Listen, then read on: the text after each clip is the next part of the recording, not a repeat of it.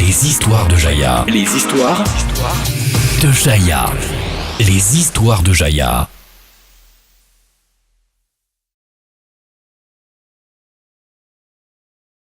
Bonjour à tous, bienvenue sur les histoires de Jaya. Aujourd'hui on change un petit peu de cadre parce que mon frère et ma belle-sœur sont partis en vacances, la coulée douce. Et donc ils nous ont proposé, comme nous on a un appartement, de venir squatter leur maison pendant qu'eux n'y sont pas. Donc voilà, mais donc vous y habituez pas trop à ce que ce soit en plein air comme ça. Après, hélas, retour chez moi. Je pourrais pas rester à vitam aeternam ici, hélas. Alors du coup, aujourd'hui je vais vous faire un petit point lecture où je vais vous présenter 3 bouquins. On va commencer avec le premier tome, Effet papillon Galilée de Livy M, qui est une lecture MM. Donc moi c'est vraiment la première lecture homosexuelle que je fais. J'avais fait une petite histoire MM il y a quelques temps de ça, mais aux périodes de Noël. Et donc c'était vraiment léger, on va dire. Donc là je suis vraiment rentrée dans le vif du sujet avec une vraie histoire MM, avec tout ce que ça comporte, l'acceptation de l'homosexualité, les scènes de sexe aussi qui sont quand même assez hautes, faut dire ce qui est. Résumé, on va découvrir Alexandre, un jeune lycéen qui vit dans une atmosphère très très violente, avec un père alcoolique, homophobe,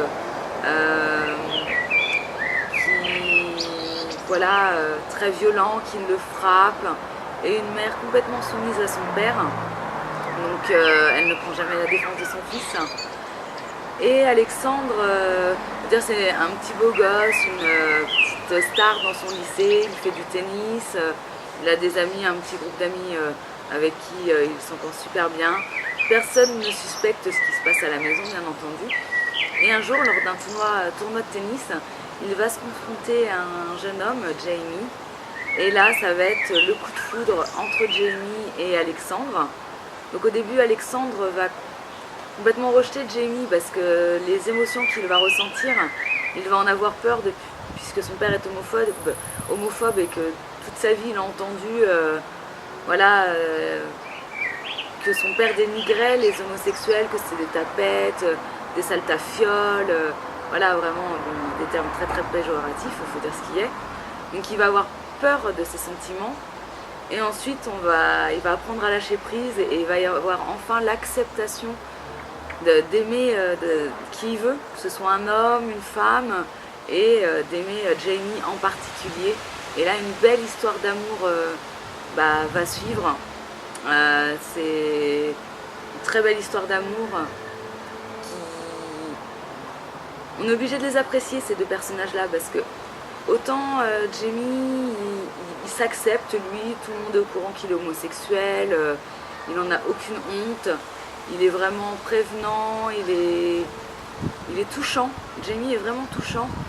Autant Alexandre, il fait plus dur, donc au début il n'accepte pas du tout le fait d'être attiré par Jamie, et même des fois on se demande comment maintenant c'est un grand gaillard, il peut se laisser encore malmener comme ça par son père. Et son père a une telle emprise psychologique sur lui que dès que son père lève la main, il va se laisser faire. Donc jusqu'à la fin où là il se rebelle enfin, c'est bon, c'est plus un gamin de 5 ans qui peut frapper comme il veut. C'est un adulte maintenant, il prend les décisions qu'il veut. Donc franchement c'est un très très beau livre. Une première entrée en MM, comme je le disais, pour moi, qui me donnait envie de lire d'autres lectures MM parce que j'ai vraiment apprécié l'écriture de Livy M.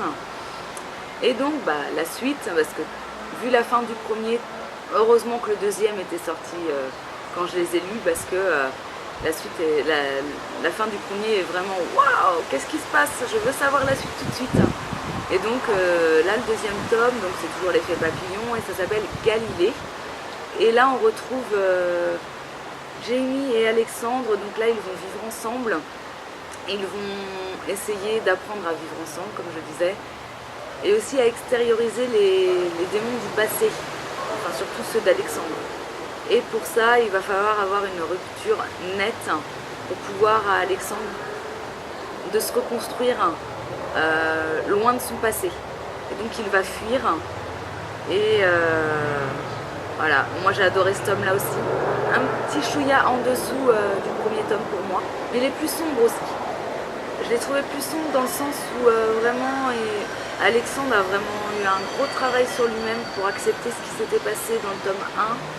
Donc je ne veux pas vous spoiler, ce serait dommage de vous dire ce qui se passe dans le tome 1. Voilà, c'est franchement une très bonne lecture.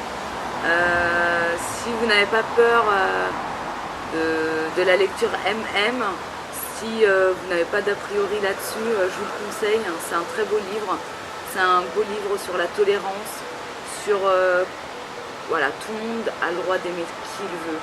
Tout le monde peut voilà, maintenant au XXIe siècle, on peut faire ce qu'on veut de notre vie sexuelle, et c'est un très beau livre sur la tolérance. Une très belle saga sur la tolérance. Le troisième tome que je vais vous présenter, c'est le très attendu tome 3, Follow Me, dernière chance de Fleur Anna, que j'ai dévoré en quelques heures. Donc là on va retrouver Sofiane et Audrey, les colocataires d'Ange et d'Anthony, et aussi associés. Tous les quatre sont associés à leur cabinet d'infirmiers. Et Sofiane est amoureux d'Audrey depuis 5 ans, qu'ils se connaissent. Et il va faire une proposition à Audrey de devenir sex friends. Parce qu'il sait qu'Audrey n'est pas amoureuse de lui.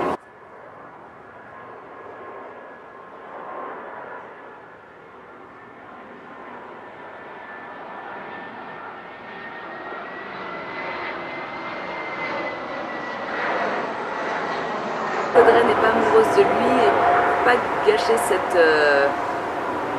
cette relation amicale qu'ils ont, il ne veut pas lui avouer ses sentiments, et donc un soir en rigolant, mais lui il est sérieux, mais après il essaye de le faire passer en rigolant, il lui propose d'être sex friends parce qu'elle n'a pas de copain, elle n'a pas de mec, lui n'a pas de meuf non plus, donc il s'est dit pourquoi pas, mais elle refuse, et à partir de ce moment-là elle va se rendre compte qu'en fait elle est amoureuse de lui.